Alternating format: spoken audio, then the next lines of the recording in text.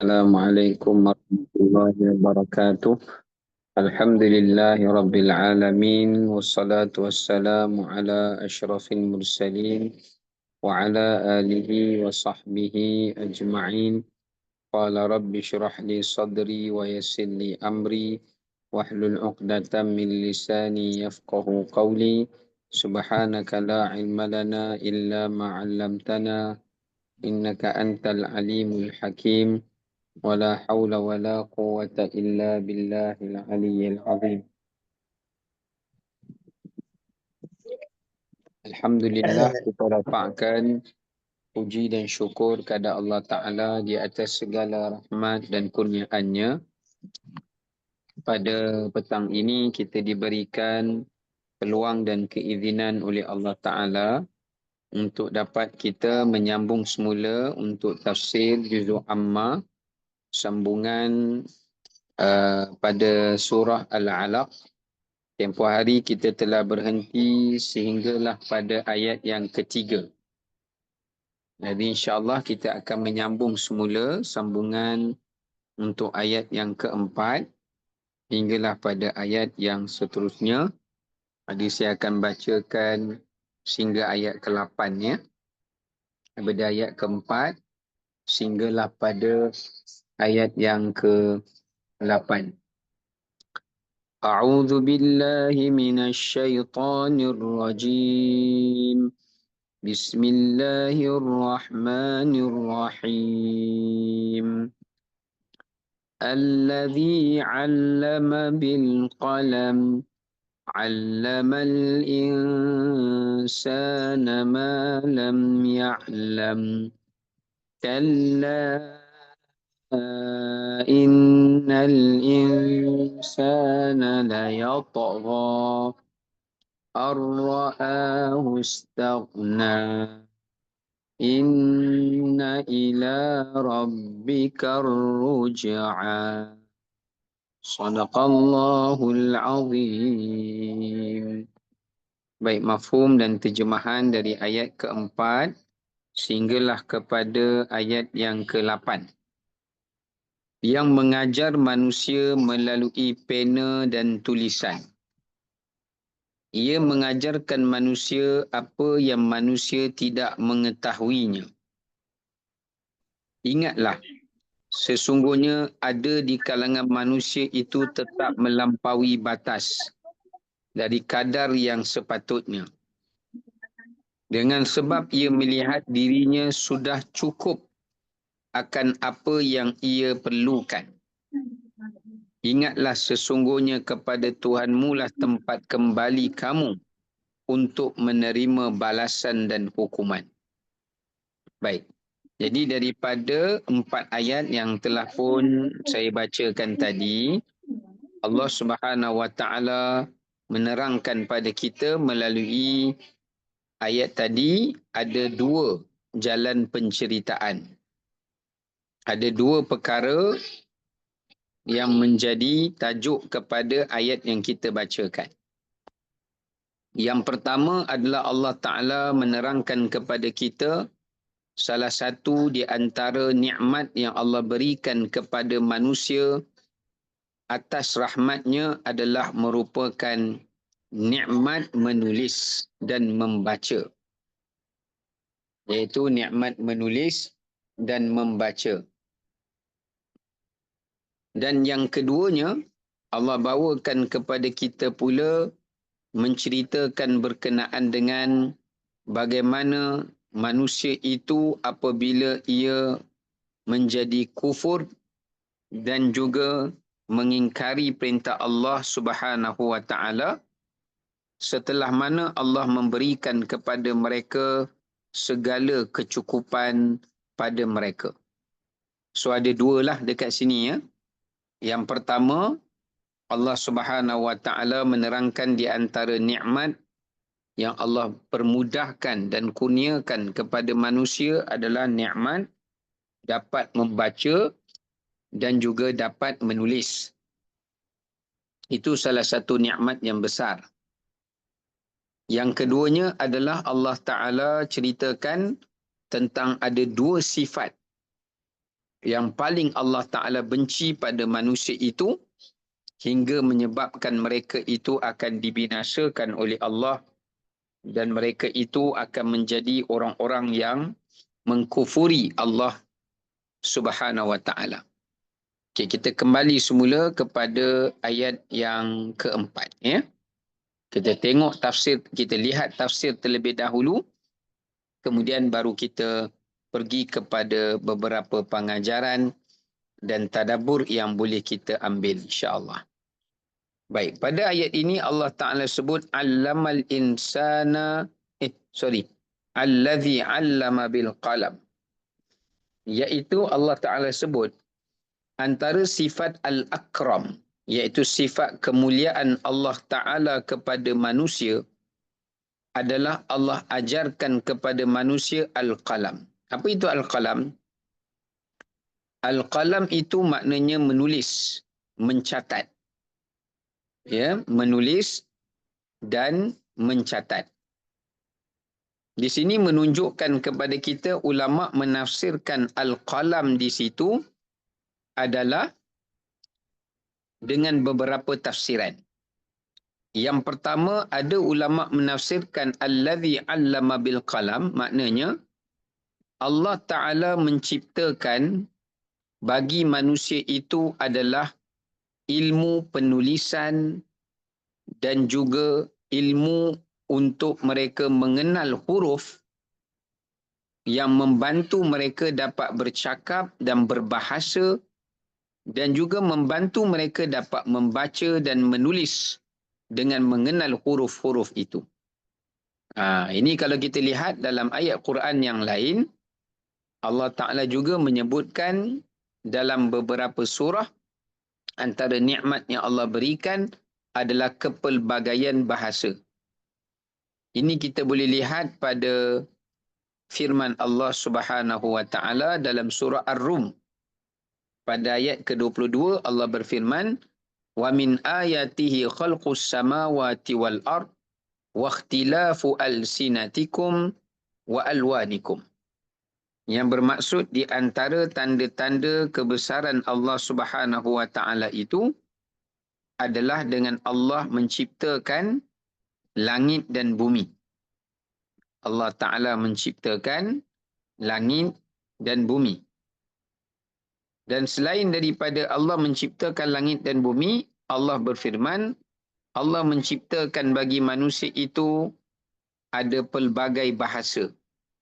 Yang mana dengan bahasa itu terdiri daripada huruf, dan daripada mengenali huruf itu mereka dapat berbahasa, dapat bertutur, dapat bercakap, dan demikian juga mereka dapat berkomunikasi.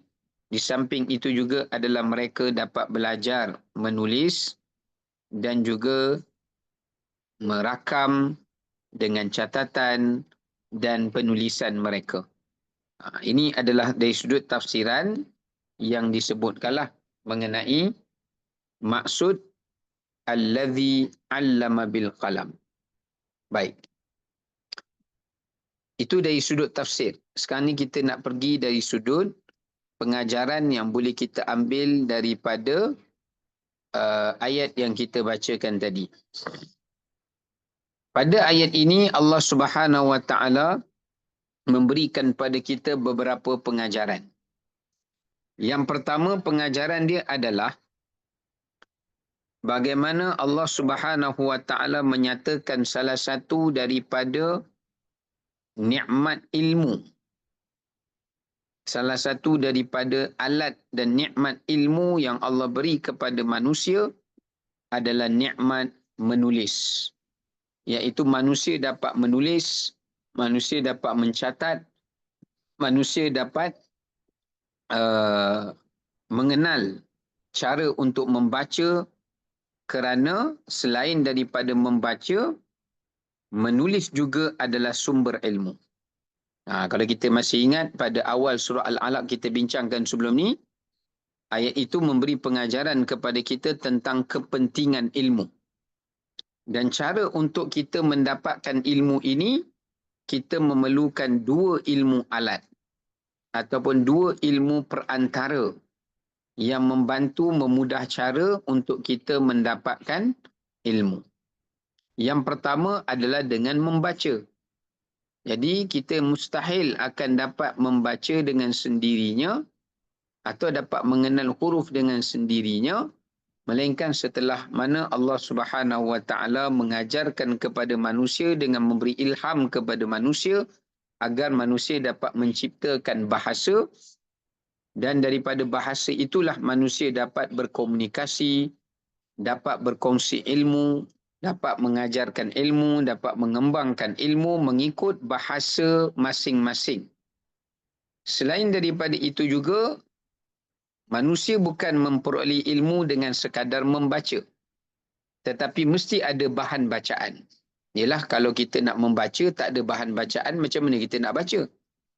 Maka sebab itu Allah Ta'ala sebut dengan suatu nikmat yang Allah Ta'ala berikan kepada manusia yang membantu untuk mereka mudah beroleh jalan petunjuk daripada Allah Ta'ala atau hidayah daripada Allah Ta'ala. Di antaranya adalah dengan melalui cara mereka menulis. Sebab bila manusia menulis ilmunya, mencatat ilmunya, maka ilmu itu kemudiannya dapat diwarisi dan kemudian ilmu itu dapat dibaca dan dikongsikan kepada orang-orang lain. Maka di sini ilmu itu tersebar dengan dua. Satu adalah dengan kita membaca bahan bacaan, kemudian kita mengajarkannya, menyampaikannya dengan lisan, ataupun ilmu itu tersebar dengan melalui penulisan, iaitu mereka yang telah pandai menulis, telah menulis dan merakam ilmu-ilmu mereka di kalangan para ulama misalnya, lalu kitab-kitab dan penulisan hasil sumber penulisan mereka itu pula dijadikan sebagai cetakan dan ia pula kemudiannya dipelajari dan ditekuni daripada satu penulisan kepada satu penulisan, dan di situlah cara bagaimana berkembangnya ilmu yang Allah Ta'ala mudahkan kepada manusia. Maka di sini secara pengajaran yang mengajarkan kepada kita bahawasanya yang pertama adalah kepentingan ilmu. Kerana tanpa ilmu, kita tidak akan mampu untuk mengenal Allah Ta'ala, mengenal agama yang sebenar. Tanpa ilmu juga kita tidak akan mampu untuk mengetahui adanya alam akhirat sesudah daripada alam dunia, adanya pembalasan, hukuman, ganjaran di hari akhirat dan sebagainya. Ya, baik. Maka di sini juga menunjukkan pada kita, selain daripada kepentingan ilmu, Allah juga mengajar kita bagaimana jalan ataupun cara untuk kita mendapat ilmu atau cara untuk kita menyebarkan ilmu. Mendapat ilmu dan juga menyebarkan ilmu. Jadi ada dua cara jalan untuk kita memperoleh ilmu itu. Yang pertama adalah dengan jalan, saya dah sebut tadi, membaca. Bila kita nak membaca, kita perlu ada bahan bacaan. Dan sudah pastilah bahan bacaan yang paling terbaik yang menjadi sumber ilmu kepada keseluruhan ilmu itu adalah merupakan Al-Quranul Karim. Sebab itulah Quran diberi nama Quran yang memberi maksud membaca. Yang memberi maksud bacaan. Kerana nak menyatakan bahawasanya kalau kita nak mendapat petunjuk daripada Allah Ta'ala, tidak ada cara lain melainkan dengan kita membaca apa yang Allah turunkan kepada kita sebagai bahan bacaan, yakni Al-Quranul Karim. Kalau seseorang itu tidak tahu membaca, maka dia tidak mampu membaca sebaik-baik kitab, yakni Al-Quran, dan sudah pastilah dia tidak akan dapat beroleh pengajaran dan i'tibar daripada kitab Al-Quran jika dia tidak mampu untuk membacanya.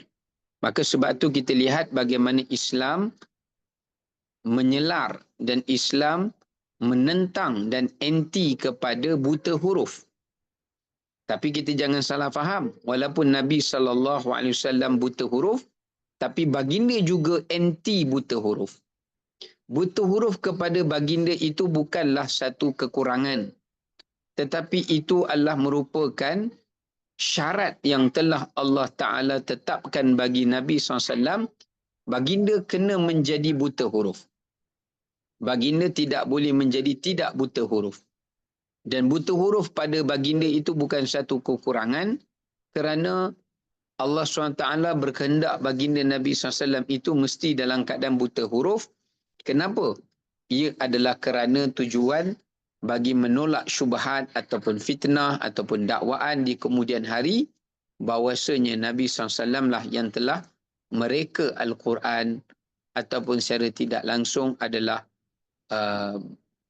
baginda itu sendiri bukan sekadar mereka Al-Quran, tetapi sengaja mengada-adakan ayat Al-Quran berdasarkan menggunakan nama-namanya.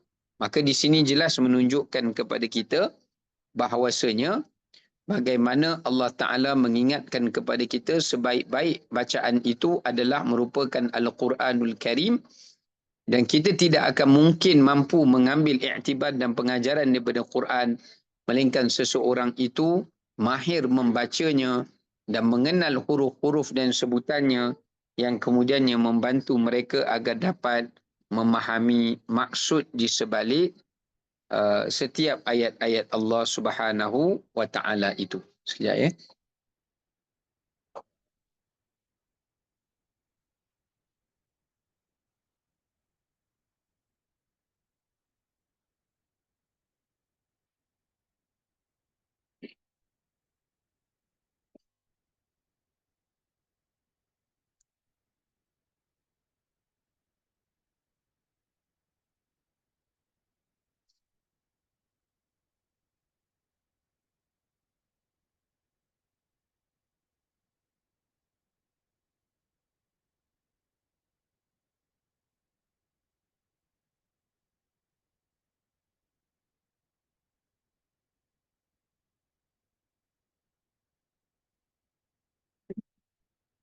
Baik. Jadi dekat sini Allah Ta'ala menyuruh kita mencari ilmu dengan cara kita kena pandai membaca, dan kita perlu rajin membaca, dan kita perlu banyak membaca, kerana pintu kepada ilmu itu adalah dengan membaca.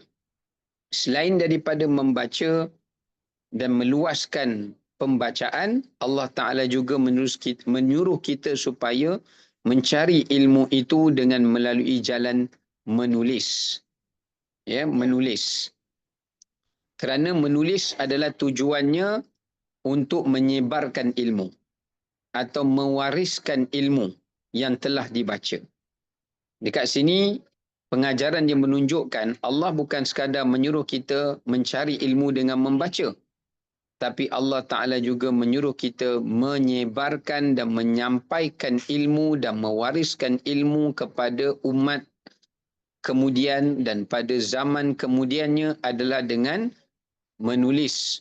Ya, adalah dengan cara menulis. Maka di sini menunjukkan ada dua keseimbangan.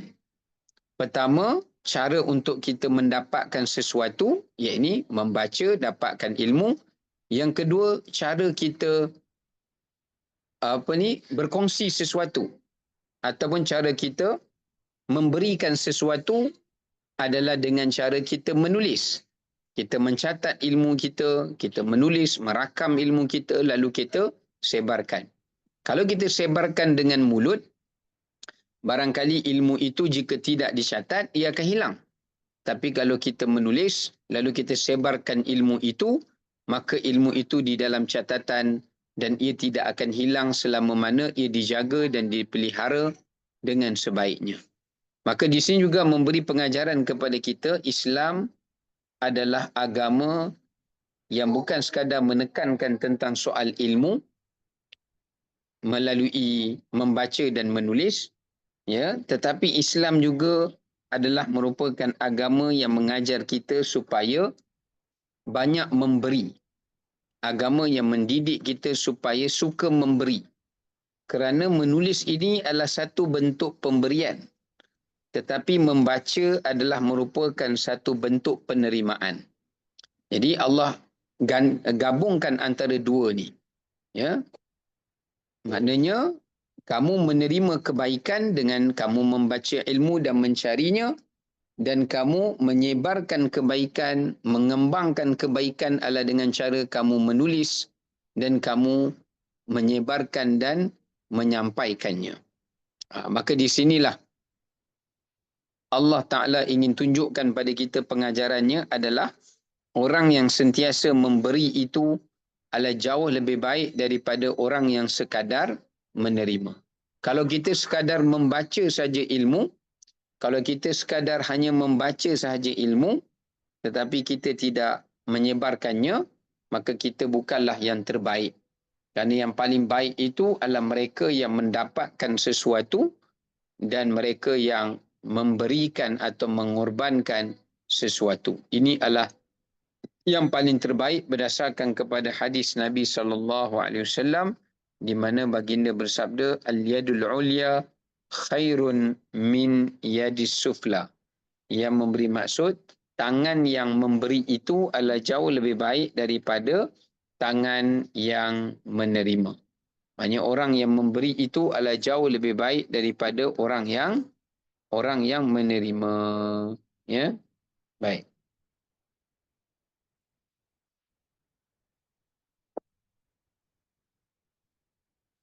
Okey.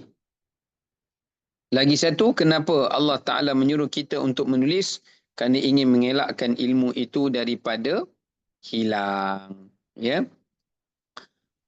Sebab itu para ulama menyatakan berdasarkan ayat keempat ni, ulama letakkan satu kaedah, qayyidul ilma bil kitabah. Yang memberi maksud, ikatlah ilmu itu dengan menulis. Kerana ilmu ini adalah seperti binatang yang liar. Jika kita tidak menulis, hanya bergantung pada ingatan, ilmu itu akan hilang dan ilmu itu juga akan sirna. Sebaliknya kalau kita menulis, maka dengan tulisan itu menyebabkan ilmu itu akan berkekalan dan ilmu itu tidak akan mudah untuk ia terhapus, ya, tetapi ia juga memberikan peninggalan kepada umat yang terkemudian dan manfaatnya.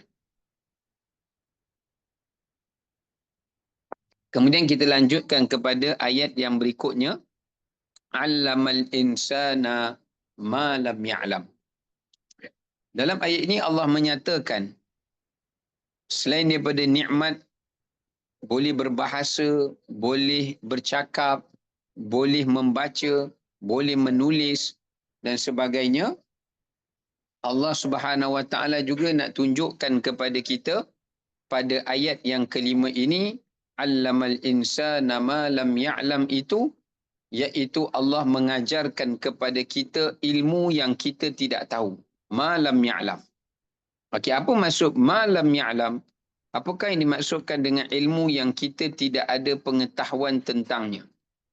Ada ulama menafsirkan ilmu yang dimaksudkan di situ adalah ilmu ghaib.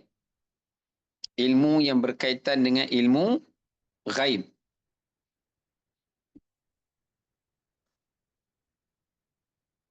Kerana ilmu ghaib adalah ilmu yang tak mampu untuk kita mengetahuinya, melainkan dengan melalui apa yang Allah dan Rasulullah SAW khabarkan kepada kita. Kenapa? Kerana akal kita tidak mampu untuk mencapai dan menggarap ilmu ghaib. Sebab otak kita tak mampu nak berfikir, pandangan kita terbatas, dimensi kita terbatas, kita tidak mampu untuk menerokai alam-alam ghaib. Maka sebab itu kenapa antara Allah Ta'ala menurunkan ayat Al-Quran dan mewahyukan wahyu kepada Nabi SAW, antara salah satunya adalah dengan tujuan mengajarkan kepada kita, memberitahu kepada kita ilmu yang kita tidak mampu mengetahuinya dengan sendiri. Jadi apakah ilmu yang kita tak mampu mengetahuinya dengan sendiri? Sepintar mana pun manusia, sebijak mana pun Allah beri kepandaian pada manusia, mereka tidak akan mampu mengetahui ilmu ghaib dengan sendirinya, melainkan apa yang telah dikhabarkan melalui nabi-nabi dan rasulnya. Ya, melainkan apa yang dikhabarkan oleh nabi-nabi dan rasulnya. Maka di sini jelas menunjukkan kepada kita bahawasanya manusia tidak mempunyai kemampuan dan keupayaan untuk mereka mengetahui ilmu ghaib. Sedangkan ilmu ghaib itu mereka perlu tahu kerana ia berkait dengan iman, seperti kita takkan mampu tahu sifat-sifat Allah melainkan dengan apa yang Allah ajarkan pada kita melalui Quran dan Rasulnya. Kita tak boleh nak kenal Allah dengan sendiri. Kita tak mampu nak kenal sifat Allah dengan sendiri, dengan akal kita semata, tak mampu. Kecuali apa yang telah Allah Ta'ala ajarkan atau apa yang telah Allah Ta'ala sampaikan kepada kita melalui Al-Quran dan kitabnya atau melalui Rasulnya. Baik, selain daripada ilmu ghaib yang berkaitan dengan hari kiamat, syurga, neraka, tentang Allah Ta'ala punya sifat, kuasa dan sebagainya, tentang rasul-rasul yang terdahulu, umat-umat yang terdahulu dan sebagainya, antara ilmu yang Allah ajarkan kepada kita yang kita tidak ketahui selain daripada ilmu ghaib adalah merupakan ilmu syariat.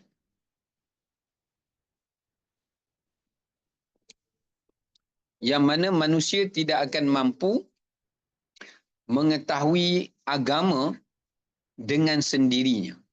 Maknanya manusia tidak akan mampu mencipta agama dengan kepandaian dan akal mereka sendiri. Maksudnya mencipta agama yang menepati apa yang Allah kehendak. Kita tidak akan mampu. Sebab tu kita tengok bermacam-macam agama ada dekat dunia ni. Tapi tak ada satu agama pun yang manusia reka, yang benar-benar sempurna, yang benar-benar agama itu mencapai kepada maksud yang Allah Ta'ala kehendaki sebagai hamba-Nya. Sebab tu tidak ada satu agama yang lebih sempurna, tidak ada satu agama yang lebih satu agama yang sempurna dan sebagainya, melainkan daripada siapa pula call ni? Kejap ya, ada orang call. Tak apa yang call ni.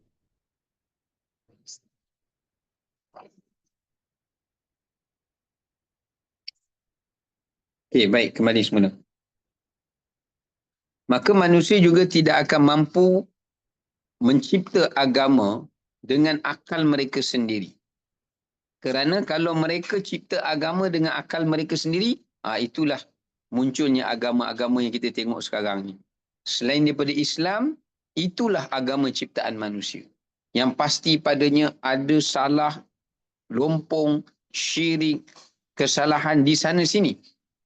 Maka sebab tu Allah utuskan Rasul kepada kita, Nabi Muhammad SAW, dan Allah Ta'ala ajarkan kepada kita tentang ilmu syariat.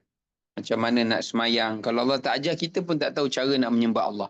Macam mana nak puasa, macam mana nak tawaf, macam mana nak buat amalan-amalan yang spiritual, yang khusus, yang dikendaki oleh Allah Subhanahu Wa Ta'ala.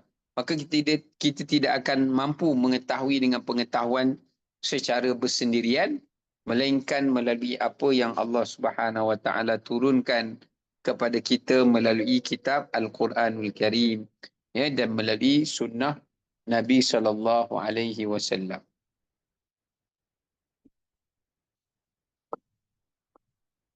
Baik. Kemudiannya antara ilmu yang Allah ajarkan kepada kita yang kita tak ketahui, selain daripada ilmu ghaib, selain daripada ilmu syariat atau ilmu agama, ilmu hukum hakam dan sebagainya, kita hanya mampu mengeluarkan hukum daripada apa yang Allah dah sediakan. Tapi untuk buat sendiri, gubal sendiri, manusia tidak ada kemampuan akannya. Termasuklah di antara ilmu yang Allah ajar kepada manusia, apa yang manusia tidak ketahui adalah merujuk kepada ilmu-ilmu Hikmah nama dia. Ilmu hikmah. Ilmu hikmah ni adalah ilmu yang Allah ajarkan kepada kita melalui kejadian alam. Melalui kekuasaan Allah. Melalui ciptaan Allah. Sebagaimana kita tengok dalam Quran, Allah Ta'ala suruh. Allah Ta'ala suruh kita supaya ambil pengajaran macam mana burung boleh terbang. Daripada situ adanya ilmu hikmah. Iaitu Allah menyuruh kita melihat burung terbang itu dengan kebesaran Allah yang menerbangkan burung tadi tanpa ada sesuatu yang menungkatnya, yang menahan dia daripada jatuh dan sebagainya. Maka Allah Ta'ala menyuruh kita melihat pengajarannya di situ. Iaitu pengajaran dia adalah betapa penting untuk kita membina kekuatan dari sudut ketenteraan yang membantu ataupun kenderaan yang membantu kita untuk dapat kita menyaksikan, untuk dapat kita melihat dan menyaksikan bagaimana manusia boleh mencipta sebuah kapal terbang ataupun menciptakan jet dan seumpama dengannya kerana hasil daripada apa yang manusia ambil tauladan daripada penciptaan burung yang Allah Ta'ala ciptakan. Maka di sini menunjukkan kepada kita bagaimana Allah SWT juga turut mengajar kepada kita adalah ilmu hikmah.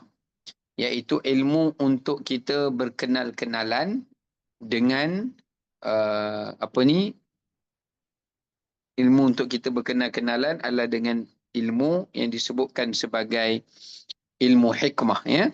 Sebab tu Allah Ta'ala ajar kita, Allah ceritakan dalam Quran, dalam laut tu ada kegelapan. So manusia dapat tahulah, dapat explore dan laut tu kenapa dia jadi gelap.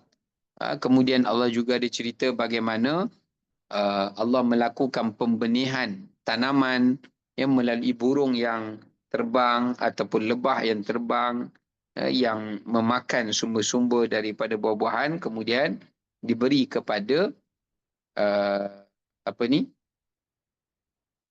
sumber tu.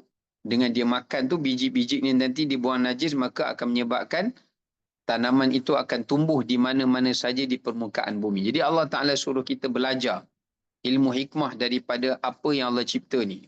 Pada perbuatan binatang, pada kejadian binatang, kejadian alam, tindak balas alam.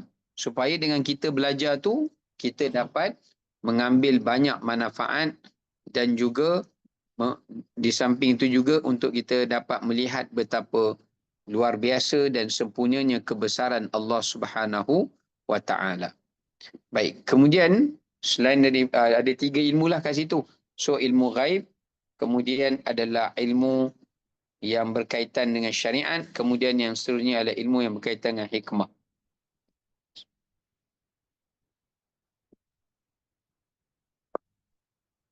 Kemudian kita nak lihat pada ayat ke-6 dan ayat ke-7. Kita pergi kepada ayat yang ke-6 terlebih dahulu. Pada ayat ke-6 Allah Subhanahu wa Ta'ala menyebutkan tentang satu peringatan. Kalla. Kalla ni adalah ayat yang menggambarkan kepada peringatan. Yang gambarkan kepada peringatan, ancaman. Apa yang Allah Ta'ala peringatkan, apa yang Allah Ta'ala ancamkan adalah Allah melarang manusia supaya mereka memiliki sifat yatra, iaitu melampaui batas. Jadi Allah Ta'ala tidak menyukai orang yang suka berbuat zalim dan melampau di dalam berbuat kezaliman. Maksudnya Allah Ta'ala mencela dan tidak menyukai perbuatan orang-orang yang suka melanggari ataupun orang yang suka melakukan kezaliman, ya, orang yang suka melakukan kezaliman dan melampaui batas kepada Allah SWT sehingga menyebabkan dia berlaku zalim dan juga dia juga termasuk di antara orang yang suka melakukan kerosakan atas muka bumi ini. Ish.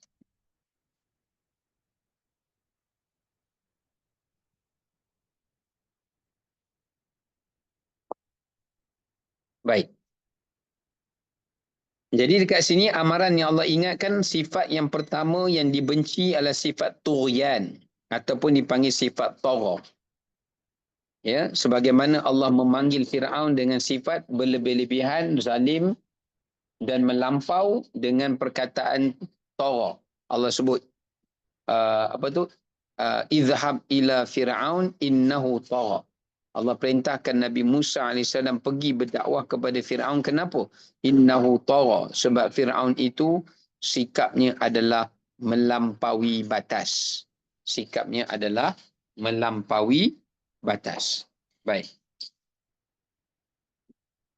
Okay, setelah Allah Ta'ala menerangkan tentang kebesarannya, kepentingan nikmat ilmu, dan kepentingan untuk kita menjadi manusia yang berilmu, yang tidak jahil, kepentingan untuk kita menjadi manusia yang suka memberi manfaat kepada orang lain dengan sikap menulis yang kita dah bincangkan tadi. Kemudian Allah menerangkan kepada kita tentang 3 ilmu yang penting dalam hidup kita dunia dan akhirat.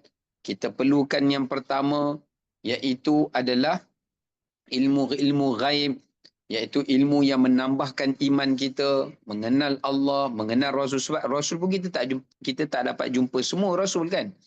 Jadi itu juga berkaitan dengan ilmu ghaib.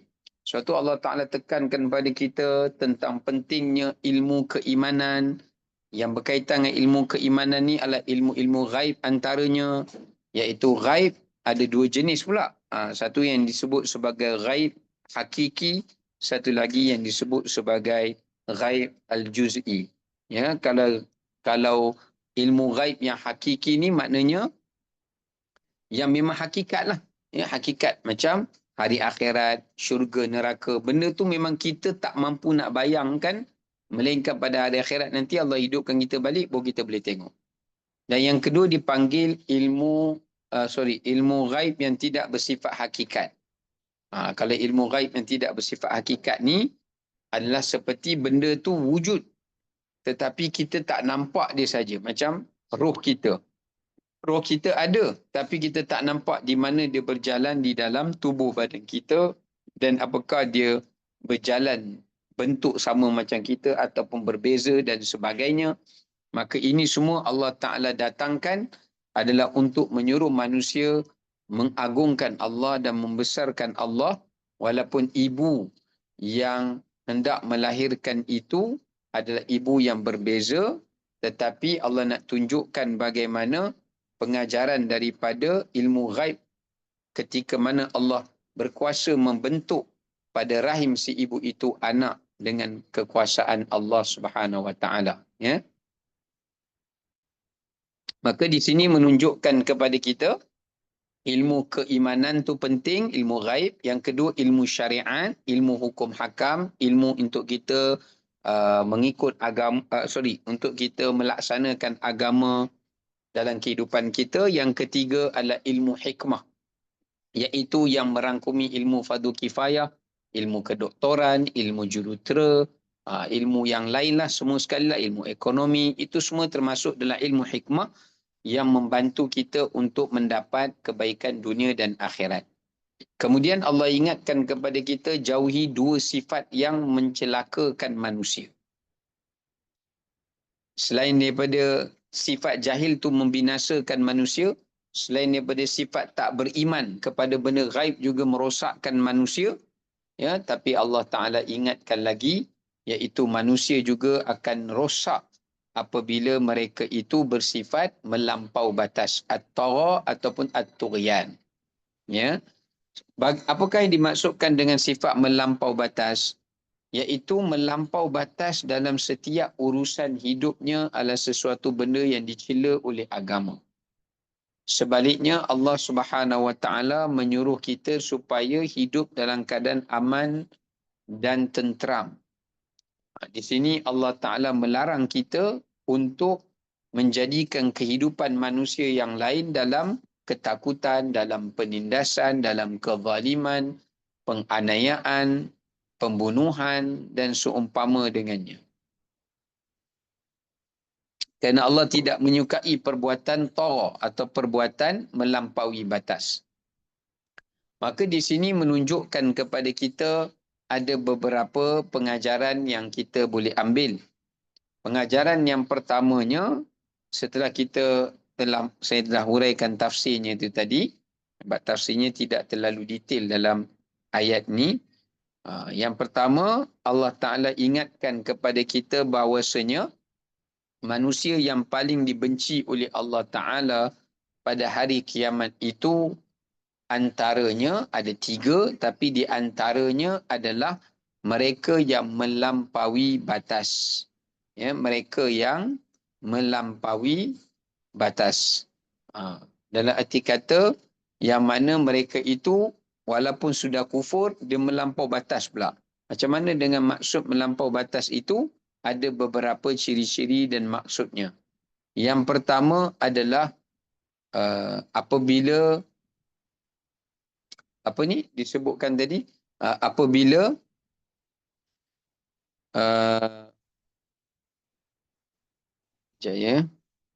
apabila manusia itu telah pun memiliki sifat melampau batas dengan perbuatan mereka melakukan kezaliman. Apa maksud melampau batas? Ada 3 maksud melampau batas. Yang pertama, melampau batas itu adalah dengan ia menafikan ataupun menolak hak yang khusus bagi Allah Ta'ala. Itu melampau batas. Kategori yang pertama. Contohnya orang yang mengaku dirinya Tuhan. Orang yang mengaku dirinya adalah sekutu bagi Allah. Seperti mana Fir'aun. Sebab tu Allah kata Fir'aun tu tagha, melampau batas. Sebab dia mengambil hak Allah dengan mendakwa dirinya adalah Tuhan. Ya, so dia ada kuasa untuk mereka agama sendiri, membentuk agama sendiri, mengaku, menyuruh manusia sembah dia. Ini melampau batas kategori yang paling Allah Ta'ala benci. Iaitu kategori yang berkaitan dengan hak hamba kepada Allah Ta'ala. Menafikan atau menganiai hak hamba kepada Allah Ta'ala. Iaitu dengan tidak mengesakan Allah dan sebagainya. Ini juga melampau batas. Melampau batas jenis yang kedua pula disebutkan adalah ia perbuatan melampaui batas. Ya, ia adalah merupakan perbuatan yang melampaui batas adalah apabila manusia itu, ini dikira juga sebagai melampaui batas, adalah apabila manusia itu, ya, sekejap. Sekejap ya. Siapa pula yang kon? Okey. Dikira sebagai melampaui batas adalah apabila manusia melakukan kerosakan di atas muka bumi. Sama ada peperangan, pembunuhan, penganiayaan, penyiksaan. Ini juga dikira sebagai melampau batas. Sebagaimana Allah Ta'ala mensifatkan perbuatan Namrud dan perbuatan kaum Ad, kaum Samud yang walaupun mereka tak mengaku diri dia Tuhan, tapi mereka telah melakukan kerosakan di atas muka bumi Allah Ta'ala ini dengan secara berleluasa, maka Allah Ta'ala juga menggelar mereka sebagai orang yang melampau batas. Ya, orang yang melampau batas. Termasuklah selain daripada yang menafikan hak Allah, kemudian yang golongan yang berlaku zalim kepada manusia, menganiayai manusia dan sebagainya, antara termasuk perbuatan melampau batas itu juga dalam takrifan yang keduanya adalah iaitu merujuk kepada golongan mereka yang selain daripada menafikan hak Allah, menzalimi manusia, adalah golongan yang merosakkan agama Allah Ta'ala. Golongan yang merosakkan agama Allah Ta'ala ini yang sebagaimana dibuat oleh ahli kitab. Mereka ni juga melampau batas. Iaitu mereka menukar agama Allah, mereka mengubah agama Allah Ta'ala selain daripada yang kita sebutkan tadi, iaitu melampau itu dari sudut mereka menzalimi manusia, tapi termasuk melampau yang ketiga adalah mereka mengubah agama Allah, mereka mengubah syariat Nabi SAW, sama ada menokok tambah ataupun mengurangkan segala yang telah lengkap sempurna yang telah Allah Subhanahu Wa Taala tunaikan kepada diri mereka. Ya, baik. Ini pun termasuk dalam perbuatan melampau. Dan yang terakhir, perbuatan melampau yang keempat yang juga disebut sebagai golongan yang melampau selain daripada ubah agama Allah, mengambil hak Allah, menindas hak manusia dan berlaku zalim, ya, kepada agama Allah pun dah. Maka yang keempat, yang terakhir, perbuatan yang dikira sebagai perbuatan yang melampaui batas itu adalah termasuklah perbuatan mereka yang telah pun mereka yang telah pun menghalang orang untuk berbuat kebaikan. So ada 4 lah. Pertama, orang yang melampau batas tu adalah orang yang mendakwa dirinya Tuhan atau tak percaya kepada benda-benda gaib. Kemudian yang kedua, melampau batas itu juga merujuk kepada mereka yang suka melakukan kezaliman, penganiayaan, penyiksaan kepada manusia dan makhluk Allah yang lain. Dan yang ketiganya adalah termasuk dalam bentuk itu mereka yang telah mengubah agama Allah, telah mengubah ketulinan syariat Allah dan sebagainya, dan mentohmah para nabi dan rasul dengan tohmahan yang buruk dan seumpama dengannya. Kemudian yang berikutnya, yang terakhir, yang keempat, termasuk di antara melampaui batas itu adalah apabila manusia menghalang orang lain untuk berbuat ketaatan. Dia tak bagi orang beriman. Kalau orang nak beriman, dia bunuh. Kalau orang nak buat amal soleh, dia seksa. Itu juga dikira melampau batas. Kemudian sifat yang kedua yang Allah Ta'ala benci itu adalah istaghna. Apakah yang dimaksudkan dengan istaghna? Iaitu sifat orang yang merasa sempurna dirinya. Istighna ni maknanya dia dah milik semuanya dan dia tak perlukan sesiapa lagi untuk menjadi tempat ia bergantung. Ayat ni turun kepada Abu Jahal ketika mana Abu Jahal mengganggu dan menghalang Nabi SAW dan para sahabat solat di bumi Madinah, solat di bumi Mekah di hadapan Kaabah setelah mana turunnya wahyu kepada Nabi SAW untuk baginda ketika itu melakukan hijrah. Maka dekat sini menunjukkan kepada kita bahawasanya ayat ini sifat yang kedua yang dicela oleh Allah adalah sifat istighna. Okey, apa makna istighna? Istighna ni iaitu merasa diri serba kecukupan kerana kejayaan yang tertinggi yang diperolehinya sehingga ia menafikan pergantungannya kepada Allah. Maknanya dia rasa kalau dia tak bergantung dengan Allah Ta'ala pun dia dah boleh survive. Bahkan dia boleh hidup lagi mewah daripada itu. Ataupun dia boleh buat apa sahaja dan dia rasakan Tuhan tidak boleh berbuat apa-apa kepada dia. Ini istighna. Inilah sifat yang dicela oleh Allah Ta'ala yang ada pada Abu Jahal, demikian juga yang ada pada Bani Israel. Kerana sifat ini dianggap sebagai sifat yang disebut oleh para ulama adalah sifat yang paling merosakkan hati dan sifat yang boleh mendorong manusia kepada syirik kepada Allah Ta'ala. Kerana kalau sekadar orang itu melampau batas, tapi dia masih ada keinginan hati untuk merasa bersalah dengan melampau batas tadi. Berbeza dengan orang yang ada istighna, bila dia dah ada segala kecukupan, segala kelebihan semua ada di tangan dia. Dia boleh kawal sesiapa saja kerana kuasa yang ada pada dirinya. Jadi Allah Ta'ala ingat juga kepada dia, kepada orang yang angkuh dan sombong ini, Allah ingatkan kepada dia bahawasanya kalaulah ia merasakan ia tak perlu lagi pergantungan kepada Allah Subhanahu Wa Taala dengan apa jua bentuk sekalipun, maka pada ketika itu dia akan menjadi salah seorang daripada golongan mereka yang akan golongan mereka yang dijadikan oleh Allah Subhanahu Wa Taala sebagai golongan yang terselamat daripada sifat istighna. Ya, li istighna ni maksudnya adalah merujuk kepada mereka yang sombong dan membesarkan diri dan merasakan tidak ada pergantungan mereka melainkan pada diri mereka sendiri dan tidak lagi mereka berharap untuk bergantung kepada Allah Subhanahu Wa Taala.